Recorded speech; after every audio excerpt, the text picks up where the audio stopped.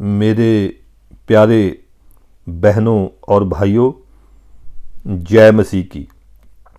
प्यारो, मैं पवित्र आत्मा की प्रेरणा से परमेश्वर के वचन में से चंद आयतें आपके साथ शेयर करनी चाहता हूँ।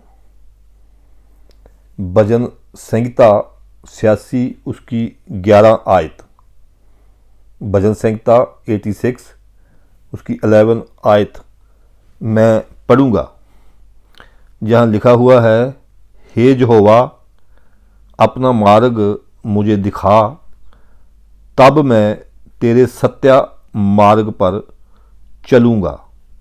मुझको एक चित्त कर कि मैं तेरे नाम का भय मानूं। पहले जहाँ जो लिखा हुआ है, मुझे एक चित्त कर, इसका मतलब है मेरे मन को एकाग्र कर, मेरे मन का फोकस जो है एक जगह कर। हम पंजाबी की बाइबल में पढ़ेंगे, जहाँ लिखा हुआ है, हे यहोवा मैनू अपना राह सिखला, मैं तेरी सच्चाई विच चलांगा।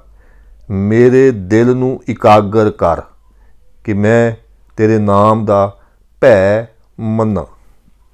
मेरे मन को एकाग्र कर। एक चित्त होना मतलब मन का एकाग्र होना। प्यारो, अगर आप मसीही हैं तो आपका सच्चाई में चलना बहुत ज़रूरी है, और सच्चाई में चलने के लिए मन का एकाग्र होना ज़रूरी है। मन का एकाग्र होना या एक चित्त होना मतलब मन का फोकस एक जगह होना, मन का फोकस होना। एक चित्त होना ज़रूरी है, मन का फोकस होना ज़रूरी है। प्यारो, बचपन में हम ये किया करते थे कि एक लेंस के ऊपर सूरज की किरणें इकट्ठी करके एक पेपर पर डालते थे, एक पेपर पर डालते थे। जब सूरज की वो किरणें कागज़ पर पड़ती थी तो कागज़ को जला देती थी। कागज़ को क्यों जला देती थी? क्यों वो कागज़ उन किरणों से जल जाता था? क्योंकि हम किरणों को इकट्ठी करके और फोकस करके एक ही जगह डालते थे, किरणों को एकाग्र करके डालते थे, जिससे एक गोल आकार सा गोला बन जाता था और उस जगह से कागज जल जाता था। मतलब किरणें फोकस होकर, एकाग्र होकर जब एक ही जगह पड़ती थी तो कागज जल जाता था। लेकिन अगर किरणों को बिखेर कर डाला जाता था तो कागज कभी भी नहीं जलता था। मतलब बिखरी हुई किरणें पेपर को नहीं जला पाती थी। लेकिन जब सभी किरणें एक ही जगह फोकस होती थी तो पेपर को जला देती थी। प्यारो, बिल्कुल इसी तरह हमारा मसीही जीवन है। प्यारो, अगर मसीही जीवन में आगे बढ़ना है, आत्मिक जीवन जीना है, तो मन की एकाग्रता बहुत ज़रूरी है।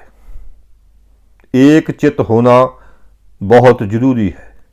अगर आत्मिक तरक्की करनी है तो हमारे जीवन में से हर किस्म की बुराई, हर किस्म का पाप जल जाना चाहिए, और वो तब जलेगा जब हमारा मन एकाग्र होगा, जब एक चित्त होगा। अगर मन में से निकलने वाली धाराएं एक जगह फोकस नहीं है तो कुछ नहीं जल पाएगा। अगर हमारे मन की धाराएं बिखरी हुई हैं,